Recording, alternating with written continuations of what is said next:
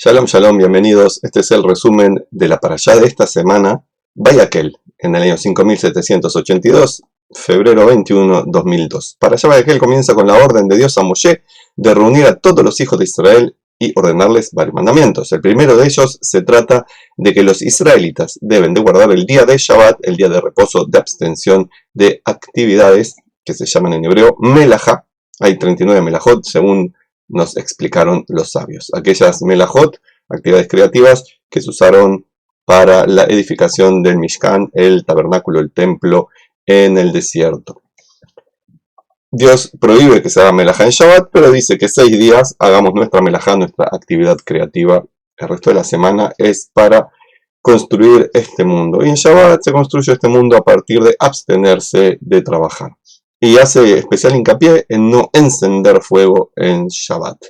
Luego la parashá continúa con otra mitzvah de la contribución voluntaria para la construcción del tabernáculo, del templo. Se les pidió que donaran de corazón principalmente materiales costosos, oro, plata, cobre, diferentes tipos de materiales colorantes, lienzos, telas, cueros que cubrirán el tabernáculo, madera de árbol de acacia, aceites, perfumes que se usaban para alumbrar y para aromatizar, y también piedras preciosas, muy valiosas, que iban a servir para las diversas vestiduras sacerdotales.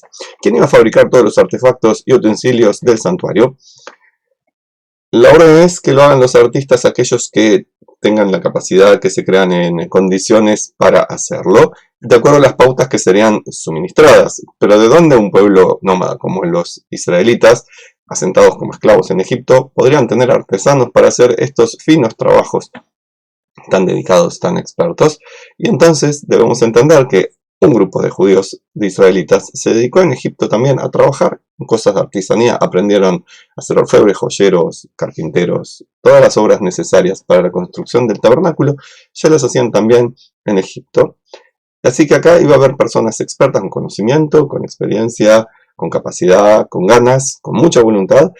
Y aparte Dios les iba a poner en su corazón sabiduría y una voluntad extra para poder hacer todas estas construcciones sagradas, utensilios sagrados, todo lo que era necesario para tener una casa, entre comillas, para Dios, que en realidad, ya sabemos, Dios no iba a habitar ahí. Los judíos, alguno corrompido por la idolatría de Egipto podría pensar que sí, pero la mayoría de ellos no pensaban que ahí habitaba Dios, pero sí era el lugar de encuentro con Dios. También sabían que Dios lo podían encontrar en todo lugar, en todo momento, pero cuando querían tener una experiencia, entre comillas, religiosa, tenían el templo. Pero igual, la gente no entraba al templo por lo general, la gente se quedaba en el atrio, en la parte de afuera del templo. Los que entraban eran algunos sacerdotes y el sumo sacerdote entraba a la parte central del templo.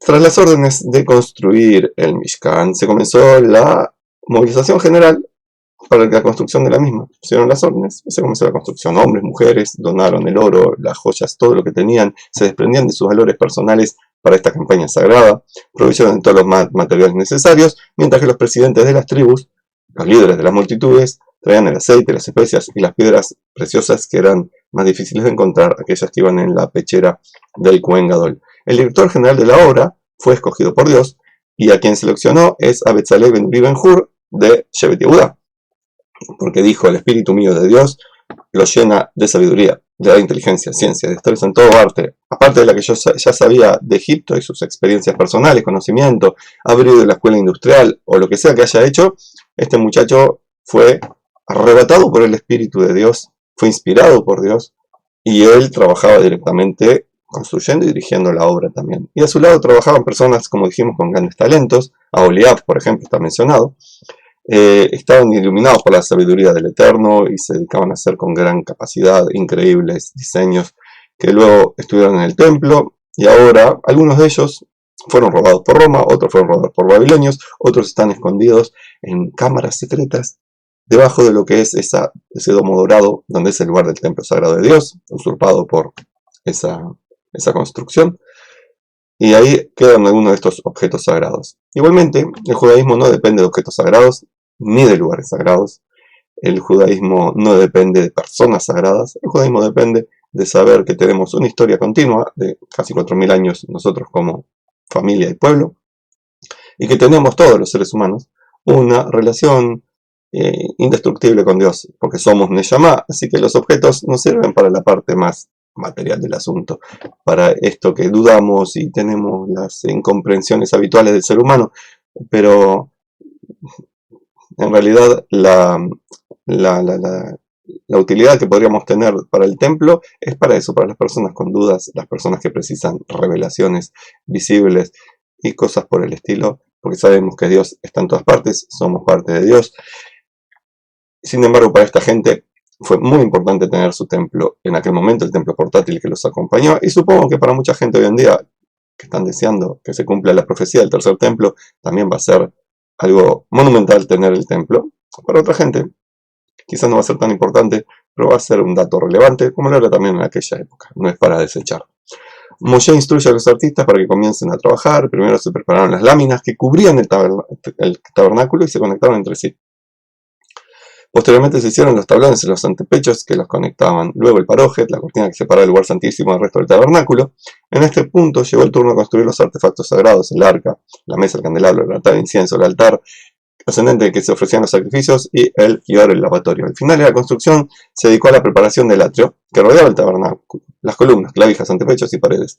Con gran detalle se nos menciona todo esto como si fuera una segunda construcción del universo, como se hace un paralelismo con el relato de Bereshit de la construcción del universo por parte de Dios. Acá la construcción de los constructores de este templo para conectarnos con Dios.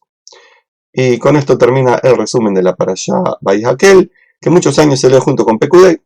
Este año no, porque es un año que tiene 13 meses, es un año extendido. Así que la semana que viene, si Dios quiere, estaremos con el resumen de Pekudei y ya entrando en el mes de Adar, donde sí se festeja el aniversario de Moshe. En el Adar 1 no se festeja, y donde se festeja Purim, en Adar 1 no se festeja. Se festeja en Adar 2. Porque estas cosas extrañas de la cultura judía, el Adar añadido no es el 2, es el 1. Uno, llevándose por la lógica normal, diría, normal significa que hay mucha gente que lo hace. No significa que esté bien o esté mal. Mucha gente que lo hace, bien o mal. Dejándonos llevar por lo normal, uno pensaría Adar 2 es el añadido, pero no, Adar 2 es el original, el añadido es el 1. Cosas que pasan en la cultura judía y que nos hacen tan especiales, porque nos hacen pensar más de la cuenta y también indagar más de lo habitual. Bueno, de mi parte les deseo a todos ustedes shalom y bendiciones, compartan, denle like, suscríbanse, alegría para todo el mundo.